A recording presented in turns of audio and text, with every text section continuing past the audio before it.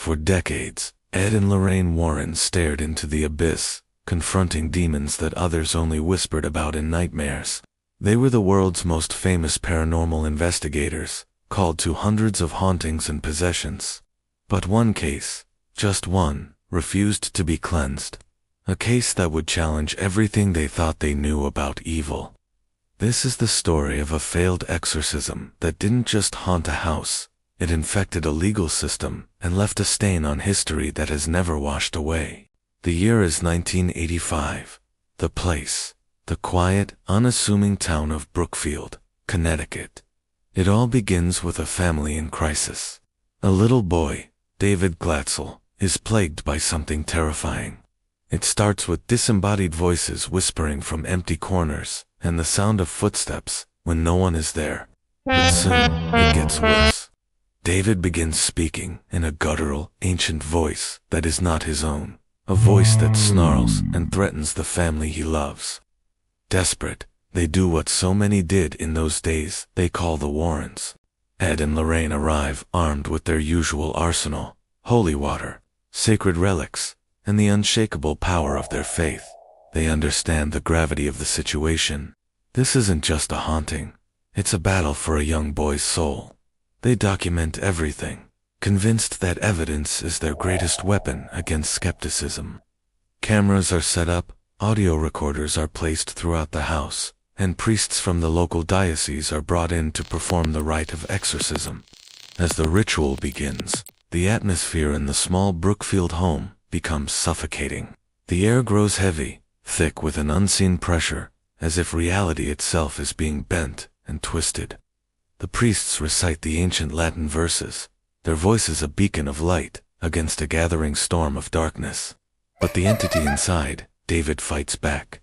The boy thrashes and screams, his small body contorting in unnatural ways. He shouts words and languages no one present can decipher, ancient, forgotten tongues filled with hate. The Warrens have seen this before, but there's something different this time, something more powerful, more malevolent.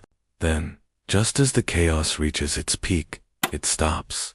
An abrupt, deafening silence falls over the room. The temperature plummets, and a chilling cold seeps into the very bones of everyone present.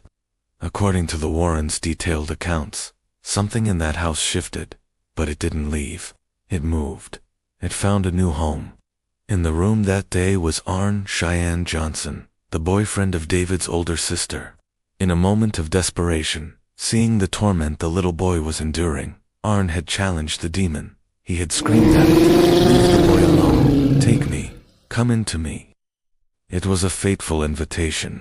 In the days following the exorcism, Arne Johnson begins to change. The once scaring young man becomes confused, prone to fits of anger and sudden violent outbursts. His loved ones are terrified. He blacks out, having no memory of his actions. He claims to see the same beastly figure that had tormented young David. Lorraine Warren tries to warn the local police, telling them that a tragedy is imminent, that the demon has taken Arne's invitation seriously. But her warnings are dismissed as fantasy. Weeks later, the unthinkable happens. During a heated argument with his landlord, Alan Bono, Arne Johnson snaps. He commits a brutal, fatal act, but later claims to have absolutely no memory of it. He was, he insisted, somewhere else entirely, watching as another being used his body like a puppet. This horrific event sets the stage for a legal battle unlike any other. For the first time in United States history, a defense attorney would stand before a judge and jury and argue that his client was not guilty by reason of demonic possession. The case becomes a media sensation, forever known as "The Devil Made Me Do It." Ed and Lorraine Warren are thrust into the global spotlight. They stand by Arne Johnson, testifying in court and defending their belief that he was not the one responsible for the crime. They are convinced that the entity they battled in the Glatzel home had jumped hosts during that failed exorcism, finding a stronger, more mature vessel in Arne. The world is divided. Was this a genuine case of demonic transference, or a clever, desperate lie to escape a life sentence? The court, unsurprisingly, rejects the supernatural defense. The judge famously states that such a defense could never be proven and is therefore infeasible in a court of law. Arn Cheyenne Johnson is convicted, though of a lesser charge, and sentenced to prison. But here is where the story truly descends into darkness, into the parts that the headlines and documentaries often leave out. Even after the trial, the strange occurrences didn't stop. Priests who were involved reported bizarre and unsettling phenomena near the original site of the exorcism. Unexplained electrical failures would plague the area.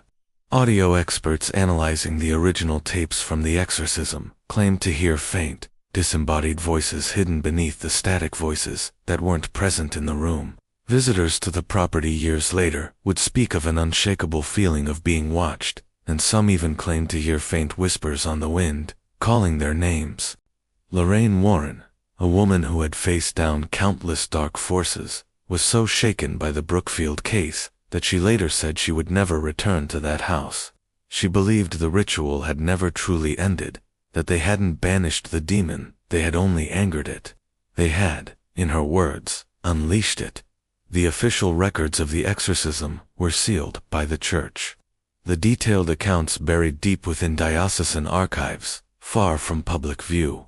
For decades, a wall of silence was built around the truth of what really happened in that house. And what about the boy who started it all?